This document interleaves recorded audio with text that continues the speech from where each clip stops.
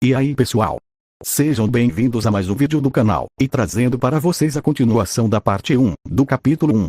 Então já deixe o like aí para fortalecer, é nóis! Dito isso, vamos para o vídeo. A história continua, na cena em que a empregada designada havia acabado de entrar. Ines falou, bom dia, Fifth. Um sorriso, incrivelmente radiante, surgiu no rosto da empregada. Fifth falou, bom dia, Ines-sama. Eu estarei sob seus cuidados hoje. Se Fifth tivesse uma cauda, ela provavelmente estaria abanando com toda a força. De repente, ele pensou no passado, em Pestonia, abanando o rabo. Seu uniforme de empregada era o mesmo que o usado pela empregada anterior, Foz.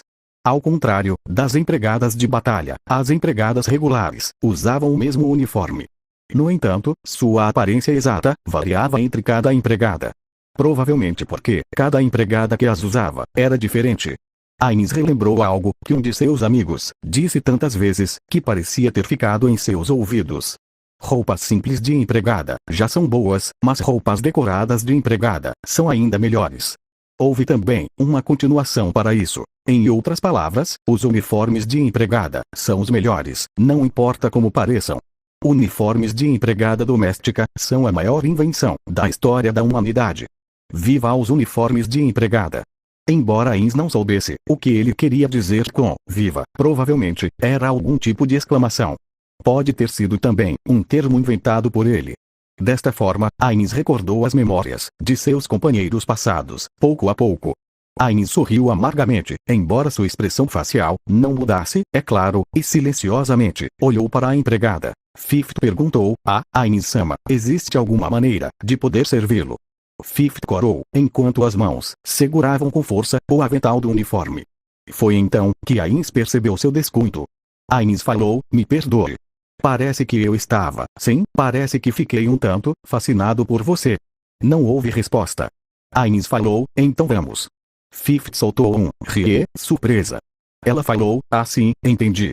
A empregada congelou por um momento, mas ainda conseguiu dar uma resposta enérgica, enquanto descia a passos atrás dele, e eles saíram da sala. Ines passou por várias outras salas. O que ele viu lá não poderia se comparar ao cenário no 9º andar de Nazareth. Assim, quando Ines decidiu ficar aqui, os guardiões expressaram suas objeções, um após o outro. Aponta. Este lugar é carente de gosto, como residência para um ser supremo. Aponta. A capacidade defensiva deste lugar é insuficiente, e tem proteção inadequada contra a espionagem. Aponta, aponta, aponta. No entanto, Ines encolheu todas essas objeções, e selecionou este lugar como sua casa. Esta era sua responsabilidade como rei.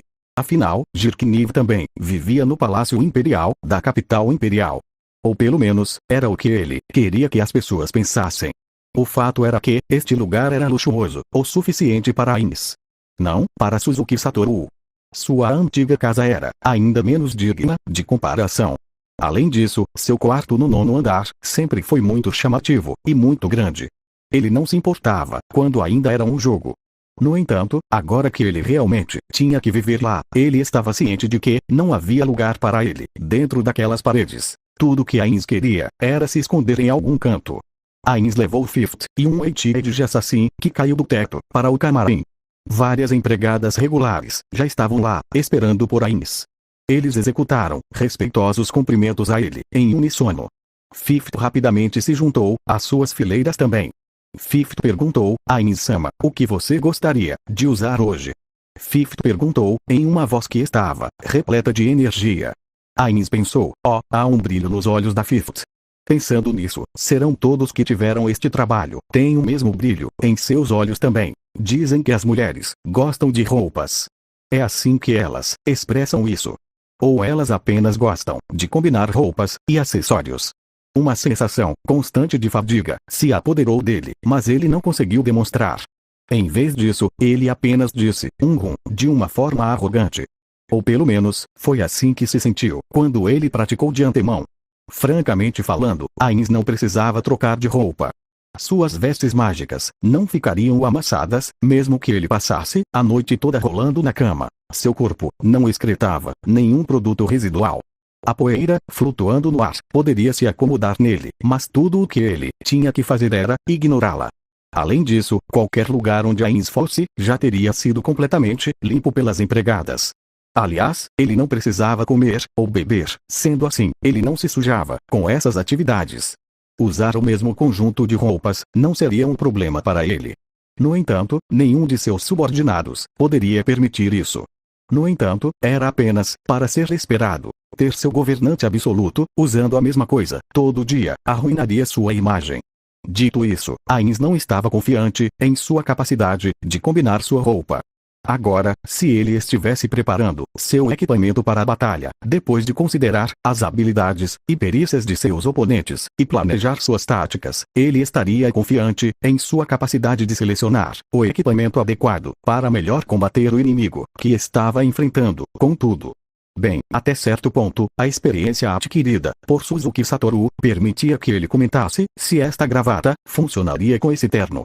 Isso não o deixava dizer nada sobre se esse manto de púrpura, com filigrana de prata, combinava com um colar de prata, com 4 diamantes, e assim por diante. Além disso, ele teve que selecionar roupas para combinar com um corpo esquelético. No entanto, se ele usasse uma roupa incompatível, as pessoas poderiam duvidar de seu senso de estilo como líder. Isso seria como trair seus leais subordinados. Portanto, Ainz teve que dar o seu melhor, mesmo em se vestir. Aí estava um problema fatal. Algum de seus subordinados comentaria mesmo que Ainz usasse algo inadequado. Era uma situação semelhante a uma peruca que escorregava da cabeça de uma grande empresa. Ninguém ousaria dizer nada. Sendo esse o caso, havia apenas uma alternativa para ele. Ainz falou: Fifth, eu vou deixar isso para você. Prepare um conjunto de roupas que melhor se adapte a mim. Fifth falou: entendido, deixe isso para mim, Ainz-sama. Sua serva terá o maior cuidado nas escolhas. Ainz pensou: você não precisa se preocupar tanto com isso. Mas claro, ele nunca disse isso às empregadas antes.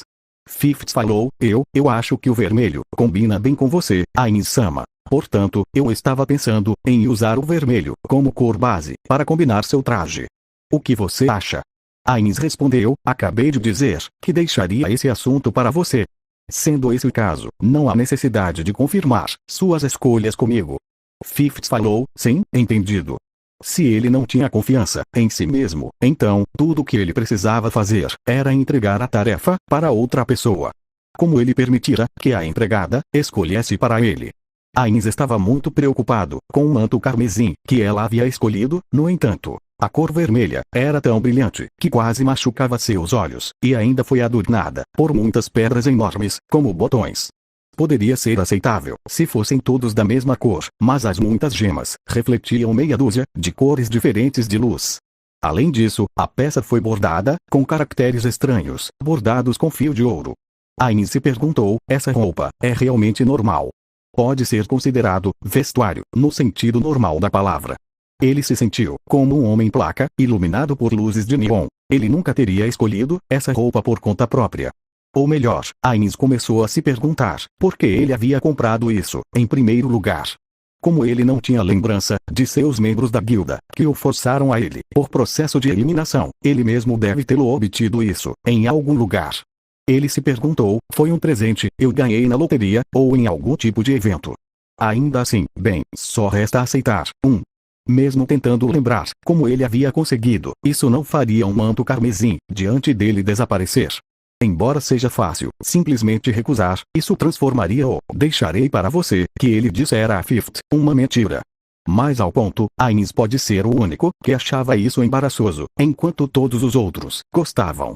Ou melhor, era bem provável que fosse o caso. E, para ser mais direto, já que Fifth selecionou este manto, ele poderia culpá-la se alguém comentasse sobre isso. Ele pensou: eu realmente sou um chefe terrível. Ainz sabia que isso não era algo de que ele pudesse se orgulhar, e ele se sentiu culpado por isso. Empurrar a culpa para outra pessoa não era uma conduta louvável para um chefe, para um superior. Ainz sabia disso, mas mesmo assim, ele precisava de alguma maneira para preservar sua dignidade. Ele teve que se proteger, sacrificando seus subordinados. Não havia nada que pudesse fazer para evitar. Ainz falou: me desculpe por isso. Fifth falou: minhas mais sinceras desculpas. Ainz falou: tudo bem, eu estava falando comigo mesmo, não dei atenção. Pensando bem, Ains decidiu escolher suas palavras cuidadosamente, enquanto fazia sua pergunta. Há algo que gostaria de perguntar. Você não acha que este manto é chamativo demais para mim? Fifth respondeu, certamente não. Afinal, quase tudo parece bom em você, Ains-sama. Embora eu ache que preto, como uma base, com marrom escuro, como uma cor secundária, ficaria bom também. Usar essas cores o tempo todo não mostraria suas outras virtudes, Ains-sama. Tudo isso é para imprimir sua imagem poderosa nos olhos de todos que... Ains interrompeu o fluxo jorrado de elogios. Ele falou, está bem. Desde que seja adequado, tudo bem. Então, você poderia me vestir. Fifth falou, entendido. Fifth e as outras empregadas começaram a trabalhar. Quando Ains permaneceu de pé, as empregadas removeram silenciosamente as roupas de Ains. O ato de ter suas roupas trocadas por mulheres, mesmo que seu corpo não fosse nada mais que ossos, encheu-o de uma vergonha ardente. Mas, claro, tal gesto era um ato natural para um governante absoluto. Pelo menos, era assim para Jirkniv. Ains também leu a mesma coisa em um de seus livros. Ains permaneceu imóvel e permitiu que as empregadas trabalhassem, enquanto ele silenciosamente olhava para o espelho em seu camarim. Logo, um Ains de manto vermelho apareceu no espelho. Como esperado, era bem vistoso. Não era nada além de chamativo. Ains pensou, não, este mundo tem um senso de estética bastante divergente. Pelo que sei, essas roupas podem ser bem adequadas para um governante usar. Ele lembrou de Ramuske como um exemplo e anulou sua inquietação.